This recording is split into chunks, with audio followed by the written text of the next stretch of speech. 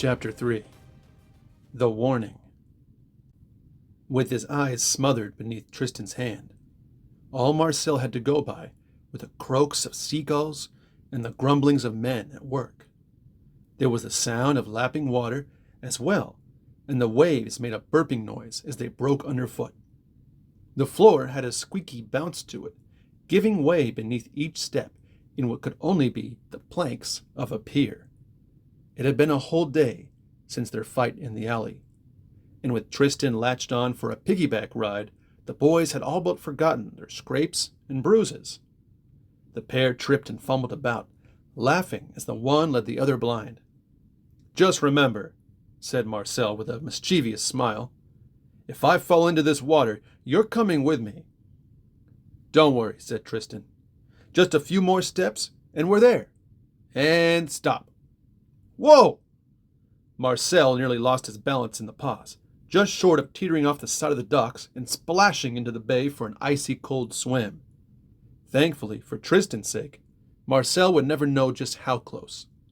Marcel gave the dead weight on his back a little shake, but Tristan wouldn't budge. "Sure is a nice view today," said Tristan, with his hand still covering his friend's eyes. "Sure wish you could see it." Marcel tilted his head with impatience. "Any day now." Okay, said Tristan. "Ready? Un, deux, trois." He released his hand, setting Marcel's eyes free as he hopped off his back and came up beside him. "Behold, Captain Ribault's ship herself, La Trinity." Marcel whistled. Anchored before him was one of the most colossal man-made things he'd ever seen. Her main mast was even taller than the belfry tower at St. Jacques. Although Ribault's ship was actually one of the smaller vessels in the French Navy, seeing her docked there in a small port like Dieppe made her look bigger than she really was, especially to a young landlubber like Marcel. What a beaut! "I thought you might like to see her up close," said Tristan, "being how she's going to be your home for the next few months. But she's a lot more than just pretty to look at. She's got the speed of a hornet and the sting of one, too. 32 guns in all. Now that's a lot of firepower. And look," he pointed up. "See all those cranes about her? They're getting her ready for Florida as we speak, loading her up with salt and beans, barrels of candle wax, and rations of ale. Things like that. One more day, and I'll be aboard. I can hardly wait." Marcel had never stepped foot on a ship before, and as he looked up at the towering vessel, he found a curtain draped over her deck.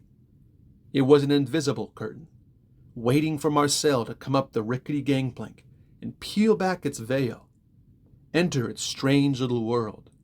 A village at sea, sails for high tents, masts to rival the heights of a forest, webs of rope and their spiders, the sailors, crawling in every direction, and cavernous rooms below where small windows hatched open to breathe cannon fire. Finally, there was the great hall at the back of the ship, the captain's cabin. And who paced before its doors but Captain General Jean Ribault himself? The boys caught wind of his lively echoes, barking and calling out orders as he and his men prepared La Trinity for the open sea. "Guess what?" Tristan knocked a shoulder into Marcel. "I just got new orders from my father. He's one of Captain Ribault's sergeants. I've been assigned to La Trinity for the next 6 months.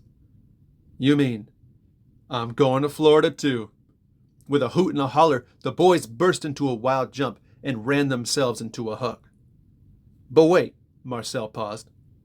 "Shouldn't you be up there with the rest of them? Getting ready, I mean?" Tristan shrugged. "It's my day off." "I gotta be honest, Tristan," Marcel confessed as he rubbed his arm for a fidget. "I've been so excited about Florida, it never once crossed my mind you might be going too. Now I feel kind of bad." "Don't sweat it," said Tristan. "You've had a lot to think about, like all the stuff you're going to get to hunt in Florida." He pulled back a pretend bowstring and sent off a make-believe arrow. Whoosh! "Appreciate that," Marcel smirked. "Hey, we should go celebrate or something." "How? You got any money?" "No," said Marcel. "Me neither," said Tristan. Marcel's honey-brown eyes glinted with a sparkle. "Guess we'll just have to celebrate the old-fashioned way. What way's that? Find something to do that doesn't cost anything. Something free. I know just the spot, too. Well, what are we waiting for? Let's go. Marcel slung an arm around Tristan. You know, I've always wanted a best friend. Just the same, Tristan slapped an arm on top of his. And I've always wanted a brother. Come on, I'll race you to the back of the village. The two brothers hauled back, winding their way through the alleyway and rounding the street corners until they reached a hill leading up to the countryside. There at the top, Marcel pointed to a weedy green pasture where an old ruined church sat at the edge of the woods. He deemed its rotted sunken fence to be the finish line. Marcel screeched to a halt, sliding on his knees to reach it, but Tristan beat him to it, diving headfirst over the fence into the pasture's untamed grass. The boys laughed and brushed themselves off, tripping and shoving each other as they vaulted over a toppled column and went forth into the ancient sanctuary. There, light poured over rock and moss. Unkempt ivy made for a perfect Eden. Between forgotten chapel walls was a patch of grass softer than any velvet. And to their delight, a big gaping hole above the ruined altar held a view of the sea and their beloved La Trinity at port, better framed than any gallery in Paris. This place is incredible, said Tristan. Looks like it's 1,000 years old. You won't see anything like this in Florida, that's for sure. Hadn't thought of that. Marcel scratched his curly head. Guess I'm gonna miss some things about France. Tristan noticed some dried oozings of candle wax in a corner, along with a few broken crates and a bit of dusty patched canvas strung up for a shelter. Was this your secret hideout or something? Back when you were living by yourself? One of them, he nodded. Memories flooded over the walls of the old ruined church. Marcel bent forward into a handstand. Though he couldn't hold it for long, he loved to be upside down. Somehow, it always helped him think. He remembered the long days alone in the woods, after he ran away from Bayard. And before that, there wasn't much worth remembering. Just the terrible feeling of being an orphan, desperate to become a man. And yet there was a persistent itch, an annoying need to belong somewhere, to someone, be part of a family. But no, that wasn't true. Marcel was convinced. He didn't need anyone. All he needed was to grow up and be a man. Blood rushed his upside-down head. His tightened stomach quivered. Air left his lungs. But as his muscles gave way, a voice came to help. It was a father's voice. Stretch out your hand and stand with one arm. It made no sense, but Marcel obeyed. Adrenaline rushed as he lifted up a hand. His one arm supported the whole of his weight while his legs worked out the balance. And to his surprise, the trembling ceased. His lungs puffed in and out on a new wind of breath, and he found he was able to hold the handstand longer than ever before. But it was all cut short by a rogue tackle from behind. Marcel tumbled to the ground as his assailant grappled him to the soft earth. "Oh, Tristan! My jaw! I think you broke my jaw!" But Tristan wasn't easily fooled as he pinned his friend to the cool grass. The boys yelped and wrestled, rolling like barrels until they each exhausted their own strength. Snickering at how poorly the other had fought back, they laid their heads back. They made good use of the lack of roof above as the old stone church drenched them in a warm bliss of afternoon light. You know, I don't need your help to mess up a perfectly good handstand.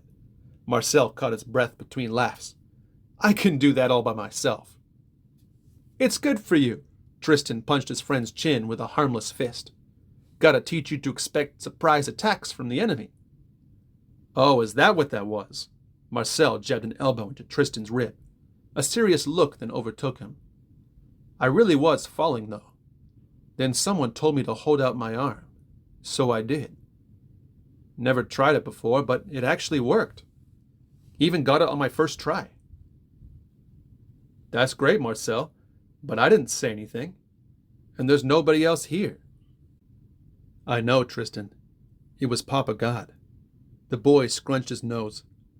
But why would God help me do a handstand? With everything going on in France, why show up for that? Tristan hiked up his shoulders. You were having fun, and he's the God of joy. He created fun. So maybe that's how he wants to speak to you, you know? when you're just having fun. Marcel wondered if it could be true. Did Papa God really like having fun as much as a kid? It gave him an idea. He shot up and searched around some overturned stones. From a secret stash, he recovered a sapling pole strung up with some thread and a hook.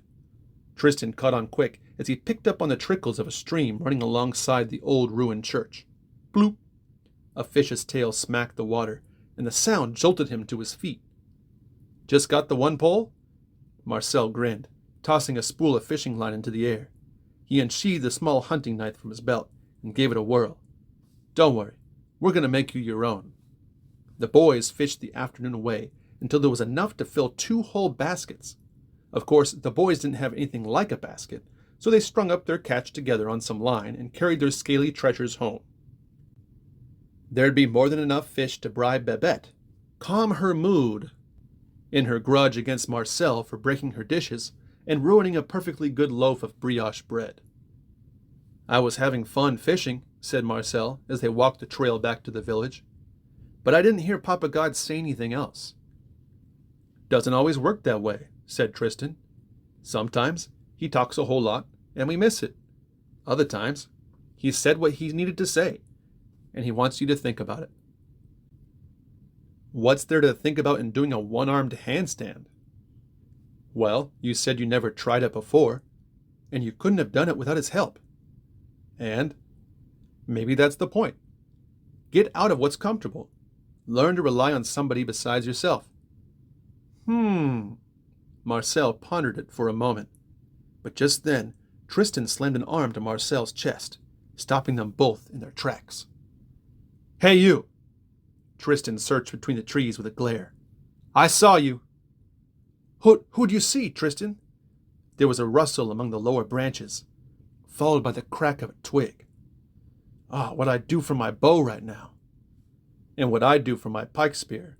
It was a man I saw. He was wearing a hood. Could be that Bayard fellow. Marcel clenched the hilt of his hunting knife as his knuckles turned white. Come out and face us.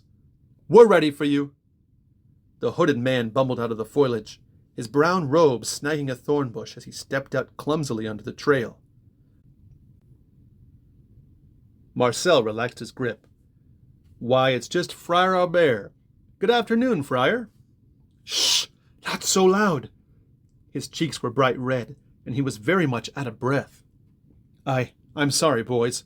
I didn't mean to give you a scare. It's just I saw you coming down the hill, and I mustn't be seen with you just now. The boys swapped the same befuddled look. Something wrong, Friar? Terribly, said the friar. You know what gossip's like around here, Marcel. The whole village guessed Captain Ribault was here to resupply, but they didn't know for what. But a sailor has just slipped his tongue over a drink at the inn, and now I'm afraid everybody knows about Florida. Oh, I'm sure it's all right, Friar, said Tristan. After all, it was bound to get out sooner or later. Yeah, agreed Marcel.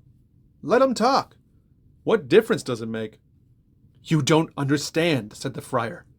Bayard and his Knights of the Road mean to put a stop to the voyage before La Trinity has a chance to weigh anchor. They are planning to attack, but when, I don't know. So now you must hurry home with the message, and say nothing of me who has told it to you, except only to Monsieur René, and perhaps even the captain himself. The friar gulped a breath. God be with you all.